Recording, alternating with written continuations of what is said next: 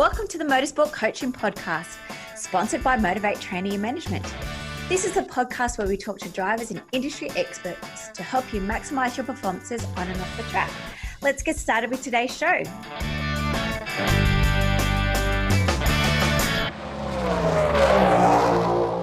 Hey guys, welcome to the Motorsport Coaching Podcast. I am your host, Belinda Risley, and today I have something a little bit different for you. A couple of weeks ago, I had Lachy Mansell, owner of Checker Flag Media, on our Facebook live show, and he spoke about esport and iRacing and basically how he's also pivoted his business online, and he's also started a new business called Sim Racing Oz. He's going to talk us through about what's the difference between esport, iRacing, and the rise of it, and basically giving us a little bit more detail. So if you're into esports and iRacing, this show's for you. Don't forget, guys, we've got loads of resources over on the over at the MotiV8 training website. So head over to motivatetraining.com.au/resource. I think it's time to get started with today's show. Let's go. Hey guys, welcome to MotiV8 Hats. I'm Belinda Risley and I'm MotiV8 Training and Management. And I was thinking the other day, I often get on Facebook Live within my Facebook groups, which is the most sponsorship group, but I don't do a lot. So I thought, as of today, every Monday at 5 o'clock, just to talk about what's happening in the world of motorsport and some different topics, and give you an update what's happening with MotiV8. So today I'm very excited to have Lachy join me because I'm really interested in the world of esport, because it's it's not a new thing. It's been around for a while, but look, it's going to tell us a little bit more about it. And hey guys, if you've been watching esport or you're currently playing esport, is that the right word? Lachy, playing? Well, or driving, whatever. If you're in this series at the moment, pop in the comments what series you're racing. I would love to hear about it. So, Lachy, welcome to the first show. I'm really well, thank you. I think first things first, I think to say playing esport or online simulator racing probably does it a little bit of a disservice, because it is so much more than just a computer game. And I think that's probably the biggest thing that I've learned over the last 6 months or so, that I've really started to get involved in the online simulator racing scene, is the fact that with the way that the technology has evolved and just how far it's come, it is extremely realistic. And to be able to perform at the top level in online simulator racing, you do have to take it very seriously. Mm-hmm. And so just tell us a bit more about behind the scenes of things. So you need a sim. What else do you kind of need? And are sims cheap or expensive? Is it cheaper to do esports? Like, I know nothing. So. Yeah, Stella, anyway. I mean, you're not alone here, Belinda. I think that for a lot of people, particularly people who've been involved in real-life motorsport, all of a sudden real-life racing's on hold, and they've gone, all right, well, what's the next best thing? I'm going to get involved in some online simulator racing. They're not quite sure where to start or what to do or where to go or what they need. So, like a lot of people, they were the same sorts of questions that I was asking, and it is actually quite overwhelming just because of the number of different software platforms that are out there, the amount of different simulator equipment that's on the market, and also the number of different series that you can compete in. It seems like, especially at the moment, there's different sim races happening pretty much every night of the week, involving all different types of cars and drivers, and it's enough to send anyone into a head spin. So I'll try and break it down as succinctly as I can and say that the number one platform, and the one that's certainly been the platform of choice for the high-end sim racing series that have attracted a lot of publicity, like the Supercars E Series and the ARG Esports Cup, has been the iRacing platform. Yep. And that's because there's a wide availability of cars and circuits within that platform, but also, and this is probably the more important point, it's very easy to broadcast sim races that are conducted on the iRacing platform. It has a very good broadcast plugin that allows people to show the races as if you were watching a real-life motorsport event on TV, which is why the Supercars E-Series coverage looks so professional and so realistic. Cool. And so what is even iRacing? Like, what kind of platform is it? Is it like Game Boy? Like, I have no idea. No. So iRacing, you do have to have a PC or a desktop computer to be able to run iRacing. It's a subscription service, so you pay a monthly fee to have access to it. And because it is very realistic in terms of the physics and how the cars handle and even things like the track conditions and how they'll evolve over the course of a race with changing temperatures and weather conditions, to get the best out of iRacing, you do need at the bare minimum steering wheel and pedal setup from one of the many brands who make those sorts of components. So I think what we've seen is a lot of people have spent a lot of money and invest in a lot of technology, and you'll see that people have got quite sophisticated frames and triple monitors or curved monitors or virtual reality setups. All that stuff, it's nice to have, but it's not essential. As long as you've got a computer that has a decent amount of computer power, so a decent graphics card, a reasonably good monitor, and a steering wheel and pedals, I reckon that probably for $1,000 to $1,200, you can get yourself a setup that will do the job that you need it to do to be able to compete in races on the iRacing platform. And do you actually enter? Do you pay to compete in these races, or you just, if you've got all of that set up, you can go? It depends what series it is. Some of the iRacing series do charge a nominal entry fee, and that is to cover things like the cost of having the event live streamed, if that's one of the features of that particular series. But when we talk entry fees, we are talking way cheaper than what you would ever think about paying for real-life motorsport. So just by way of example, I'm actually competing at the moment in a Legend Cars E-Series, which Lachlan Beneath and Cameron Hill and a few of my other friends and clients out of Real Life Motorsport are competing in. And the entry fee was $5 for the entire series, which is obviously a fraction of the sorts of costs that you're talking about for Real Life Motorsport. Well, not according to Marcus there. His sim set up 3 times the price of his race car. Yeah, wow. Well, as I said, some people are taking it pretty seriously. I don't know how much spending that amount of money on a sim setup actually helps in terms of your performance. There's probably a bit to be gained, but I think the number one thing to get good at sim racing that you need is time. It's time practicing, time learning how the different cars behave, times perfecting your technique on different racetracks. And when you look at the drivers who are running at the front of sim racing events, we're fortunate enough here in Australia to have some of the very best sim racers in the world, including Josh Rogers. They were spending several hours a day just fine-tuning and refining their technique on the sim. And because there's big money to be won, isn't there? There is. So you look at the Porsche Esports Super Cup, which is probably, you would describe it as the pinnacle of sim racing in the world at the moment. It's factory backed by Porsche, and there's a prize pool of $200,000 in that series. So at the moment, it actually started on the weekend. 40 of the very best circuit racing simulator drivers from right around the world, including 4 Australians, Josh Rogers, Jared Filsell, Dane Warren, and Josh Anderson are all competing in that series. So if you can do well at it and if you can reach the top, then yes, there is money to be made. But just like real life motorsport, the people who do actually get to that level where they can make an income from it are few and far between. So those drivers that you just mentioned, have they raced before, like on track, or is that predominantly what all they've ever done is esports? It varies. So Jared Filsell has been purely a sim racer. I don't think he's ever done anything in real life. Josh Rogers and Dane Warren, I think, might have done a bit of go-karting, but they've definitely turned their focus to the simulator side of things. And Josh Anderson, we know, has actually been one of the front runners in the Aussie Racing Car Series here in Australia. So he's an example of someone who has had some experience and some quite good results in real life motorsport as well as sim racing. Yeah, so Marcus has just asked a question. Lachy, do you think Supercars E-Series will continue when real racing begins? Race of the Olympics, maybe?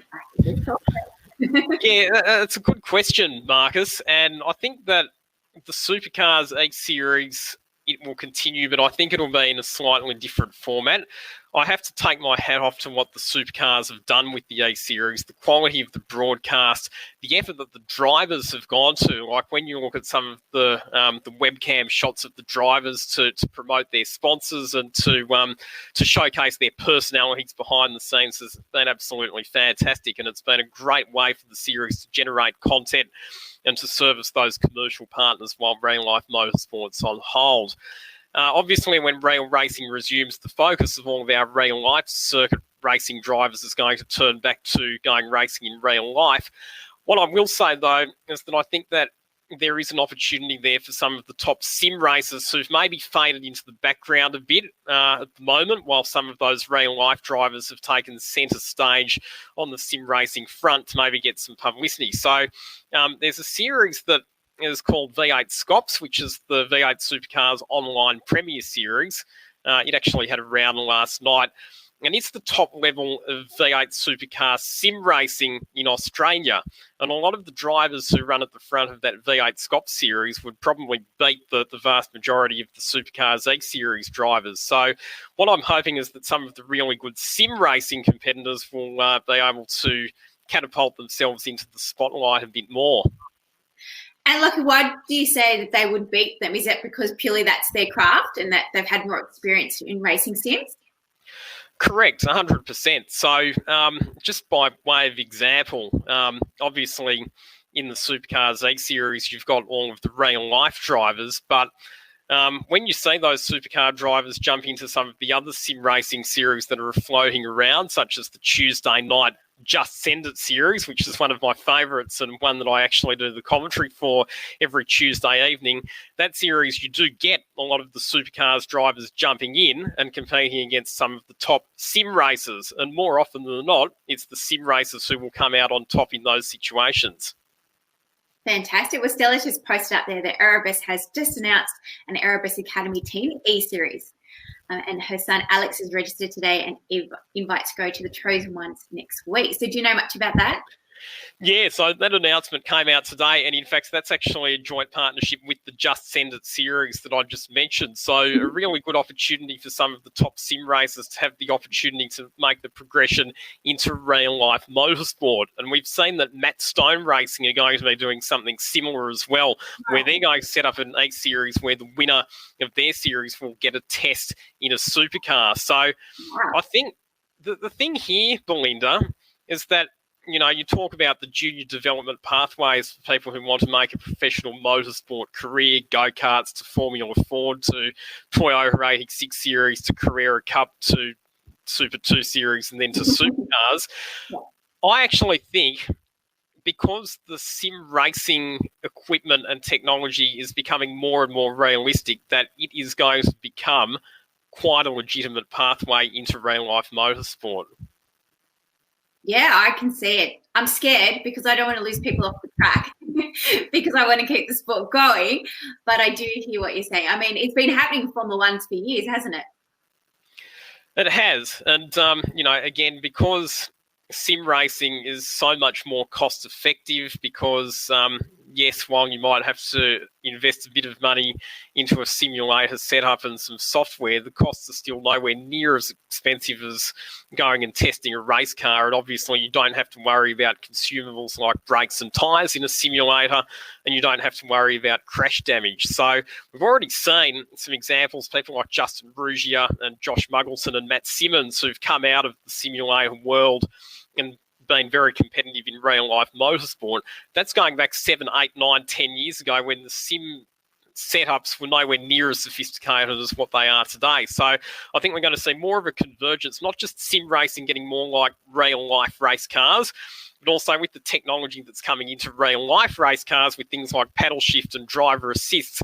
In some respects, driving a rail car is actually becoming more and more like a computer game as well. So the two things are converging. They're getting closer and closer together. And Lachy, you mentioned before about performance. How do you train for esports physically? Yeah, it's a good question. Yeah. I mean, obviously the physical aspects of esports and sim racing are nowhere near as demanding as what they're going to be in a real race car. But psychologically, the preparation is very similar, I believe, because the whole process of going through practice, going into qualifying where you're under that pressure of having to complete clean laps as fast as you possibly can, and then getting into a race situation where the whole perception and spatial awareness of where other cars are on the track and picking your battles and thinking about things like strategy, the mental side of things is very, very similar to real-life motorsport. So in the end, in terms of how you prepare, it really just comes down to, like I said before, time and practice. Yeah, I definitely think that there's a thing about the heart rates as well. I watched one episode last week when Scotty Mack got punted on the last corner at Bathurst with Gazewski. And, that relief afterwards was like, what? And then when he won, and I was thinking, I'd love to have a heart rate monitor on these guys to see and actually do some study behind it. So I might find a driver and hook them up and start doing some analysis, because I definitely love all that kind of stuff. Marcus has written, Lachy, any good strategy practice? Well, again, the strategic sides of sim racing are very similar compared to the real world. So things like tyre degradation and fuel range, and coming into the pits at the optimum times to make sure that you don't get caught up in traffic. And I know that there are actually some software platforms, a bit like there is in real-life motorsport, where the top teams and the top engineers will have predictive strategy software that can give you very accurate calculations as to how long you're going to be spending in the pits for any given pit stop, whether it's beneficial to pit under a safety car or not, and when you take your pit stop, if you're going to come out with cleared track or if you're going to come out in traffic. That same sort of software exists for sim racing as well. So on my website, which shameless plug, simracingoz.com, where I'm starting to punch out some news articles and some feature content specifically about the sim racing scene. I'll be doing a bit more of an analysis into some of that strategy software and how it works. Awesome. I'll put that up in the comments. Do you have access to the comments? Can you see that on technology? Yes, I do, actually. Yeah. Yes. You can post it up there yourself. And so everyone can go ahead and follow Lachy.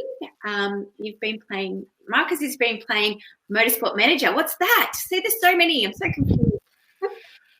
Yeah, Motorsport Manager's not a sim as such. I think it's actually a game which is based around managing Formula One teams and working out how much money to spend on upgrades for car parts and working out which drivers and engineers to employ or sack at any given time. And then I think strategy as well comes into that too in that Motorsport Manager game. It's not something that I've actually played myself, but I definitely have heard about it.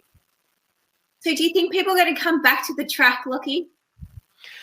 I think they will, but I think sim racing is definitely here to stay. I think that during this COVID-19 pandemic, a lot of people have discovered sim racing that maybe haven't taken it seriously before or might not have been aware of the potential of it and are now discovering just how good and how powerful it is. So, sim racing's here to stay. Yeah, people will absolutely get back to the real world, but I think one of the other things that you have to remember is that with this COVID-19 situation, the state of the economy on the other side of this is going to be quite fragile.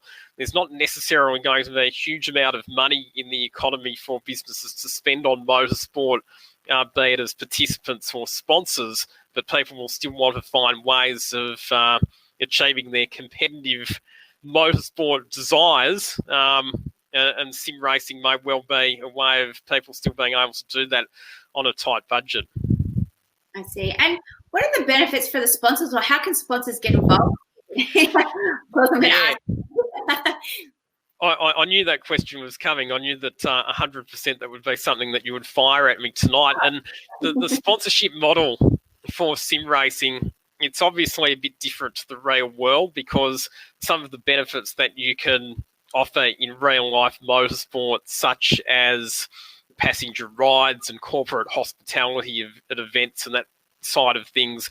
It doesn't really apply to sim racing, but at the same time, I think this is an opportunity to be very creative in how they find ways of servicing their sponsors in the online world. And we have seen people like Brenton O'Brien with his team Evolution Racing, which is one of the top sim racing teams in Australia, mainly through exposure that he's been able to offer at a far more affordable level to what you would get in real life motorsport, has been able to attract Panther Race Fuels as a major sponsor for his race team. So there are definitely sponsorship opportunities out there, but like you say, the benefits are a bit different to what can be delivered in the real world, but the costs are lower as well, because obviously the budgets to go sim racing are nowhere near what they are for real life motorsport.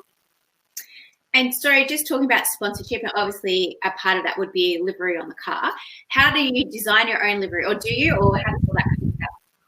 Yeah, there are actually people who do livery design, specialising in the sim racing world. Actually, it's funny that this should come up, because one of my clients who's racing in the first round of the Porsche Virtual Carrera Cup Series, which kicks off tonight, actually needed a livery to be designed. So there's Apex Graphics and a few other companies that do livery designs, specialising in the iRacing scene, and then you use a program called Trading Paints, which plugs into the iRacing platform, which allows that custom livery to be displayed on the car. I know one of my junior drivers has actually started a business as well.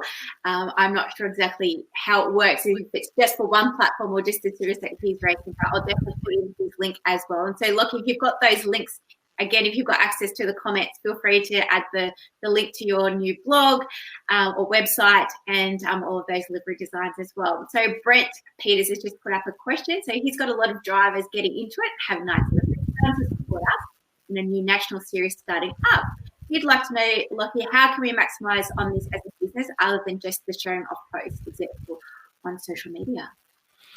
I reckon run something that's going to engage with the fans. So be it a competition or some other sort of activation that you can use to pull people in and get their attention, and, make it a bit interactive, ask a funny question, get people to come up with a creative response.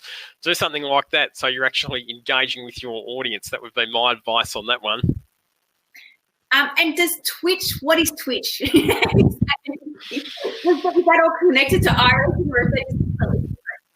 So Twitch, and again, Twitch has become a bit of a buzzword, because a lot of supercar drivers in particular have been posting their Twitch streams. So what Twitch is it's basically a live streaming platform that allows people to live stream their activities within the iRacing platform. So a lot of the main supercar drivers, Scott McLaughlin, Shane Van Gisbergen and Anton De Pasquale, will run a live Twitch stream.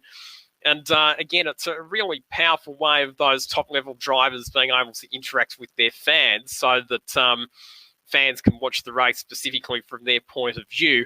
Not only watch the race, but also hear in real time the conversations that those particular drivers might be having with their engineers or with other drivers, because that's one of the big differences between esports and real life racing, is that the drivers can actually interact in real time while they're racing one another on the track. And you certainly don't get that in real life motorsport. Cool. So it's like if they've got the headset and they're just streaming their actual race and just chatting, just talking the social media world through their thought process of the race. Pretty much. And some of the language, particularly if there's been a couple of incidents or a couple of bumps and bruises, the language that we've heard on some of those Twitch streams probably goes a bit beyond the realm of PG rated. But so is that an avenue that Brent could look into with his new drivers, as far as social media? Absolutely, as a platform for generating exposure for his drivers, then absolutely use a Twitch stream and use that to build up an audience. Just saying here in the comment as well, Darren Pate, who actually used to race V8 supercars. I think he drove with Darren Hossack and David Parsons at Bathurst in the Wins Commodores, saying that he's going to make a sim racing comeback. Well, we'd love to see it, and we'd love to see him on the track, that's for sure. Yeah, dads, do it. Make it happen. just told you how to go about it. I'm sure you've got a pin somewhere anyway. And so Sally has put up that other livery about Hayden's design. So just check him out on Facebook. And Lachy, if you can put those comments up again regarding your things as well. Guys, keep the questions coming. If you want to know anything about esports, as I said, it's all really new to me. Brent, I will do some investigation and send you some content, what I can find about what else you can do to help your brand and that to come up. Oh, thanks, Lachy. Lachy's just putting that up now. RacingOz.com. And so what kind of content have you got in there, Lachy?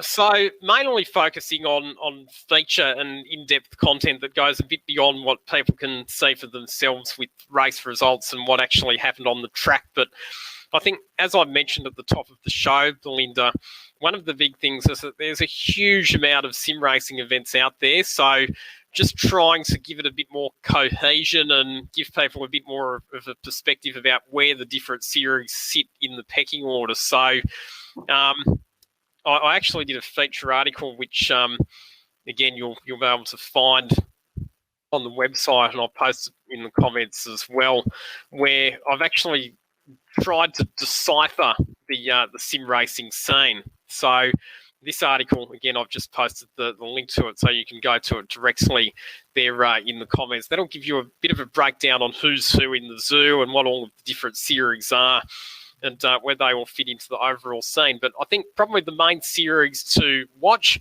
in terms of where you'll find the best sim racing drivers in Australia at the moment, the V8 Scop series, the V8 Supercars Premier Online series is probably the main environment where you'll find the top Australian sim races. On Wednesday nights, there's a series called the Australian Turbo Touring Car Series, which is for TCR cars, and that attracts good quality drivers as well.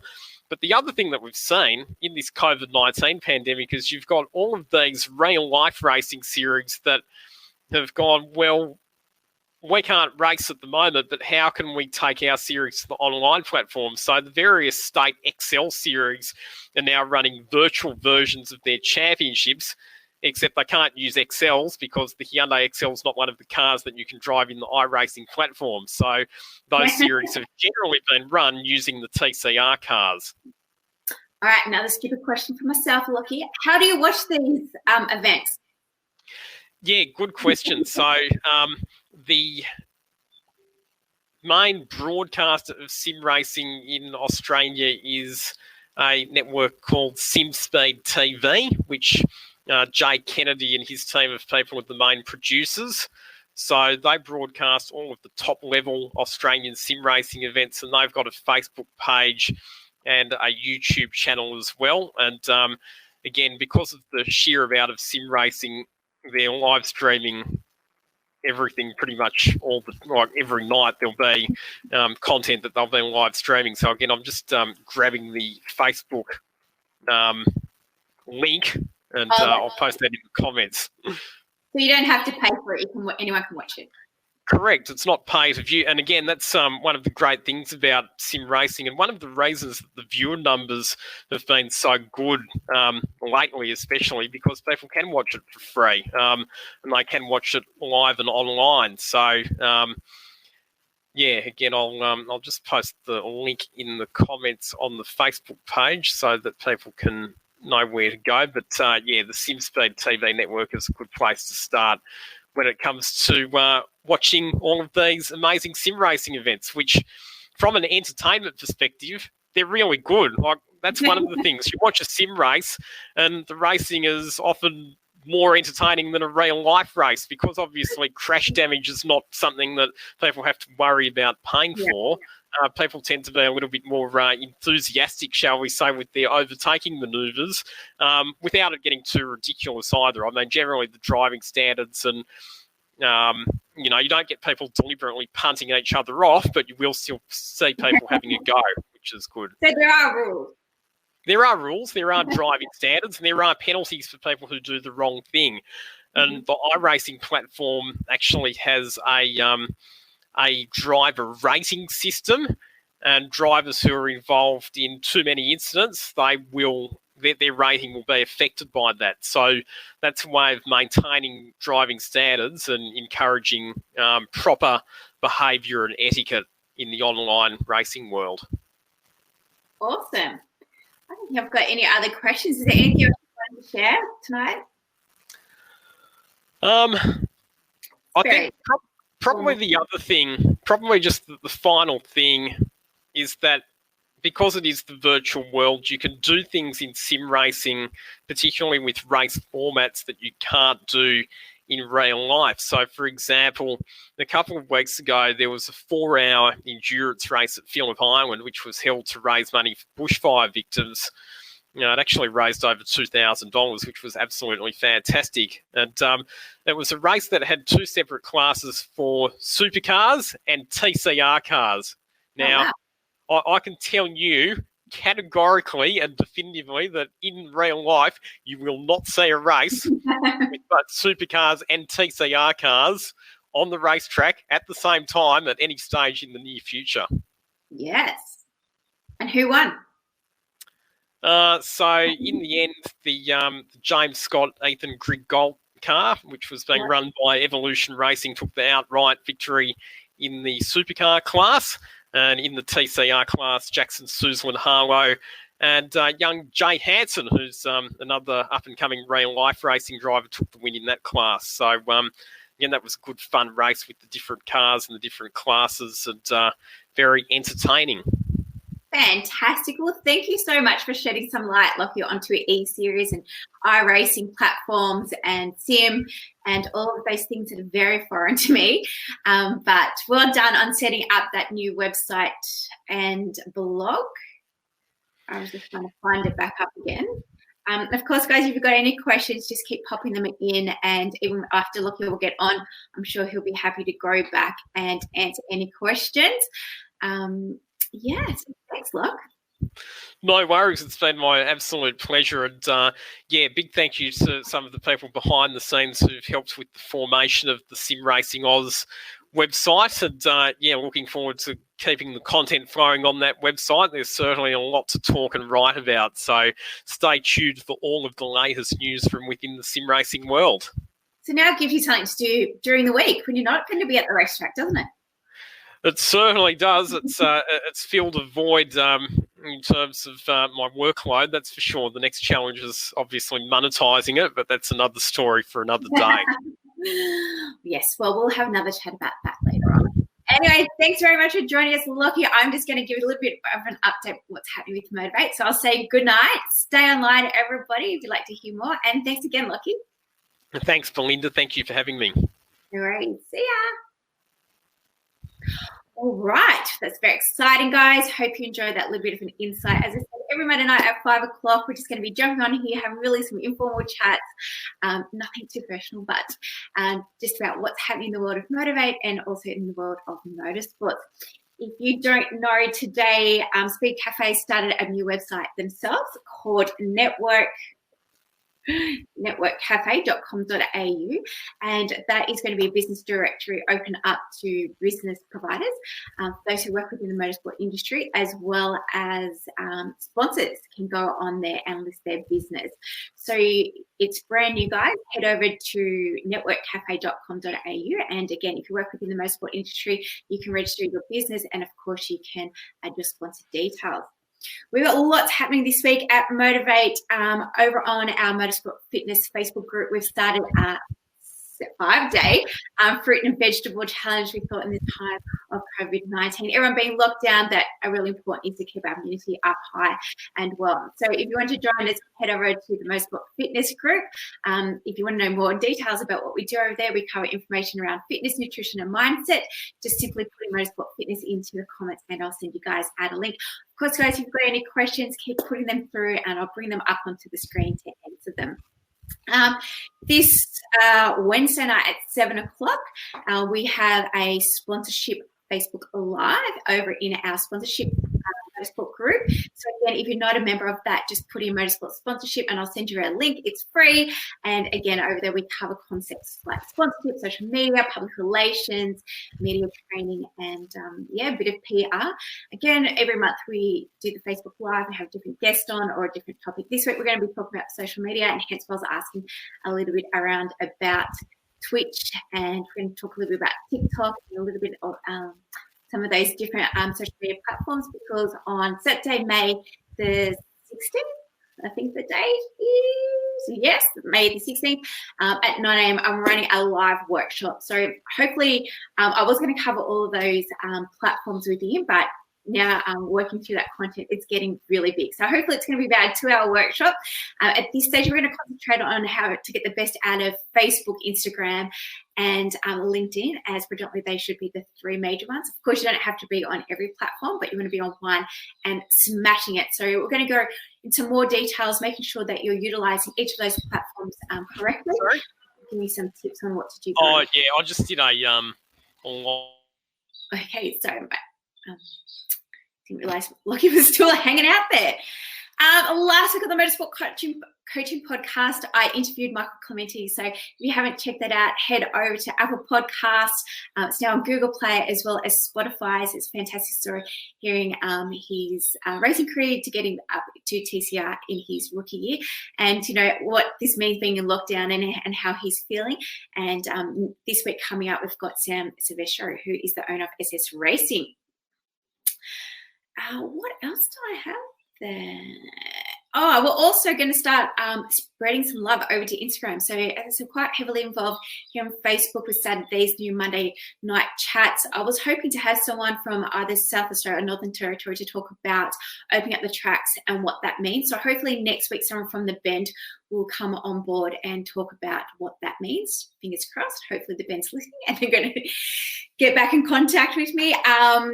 But yes, we're going to be starting to do some lives over on Instagram. So again, just some informal chats with everybody, everyone from just general drivers, from cadet drivers right through to supercar drivers.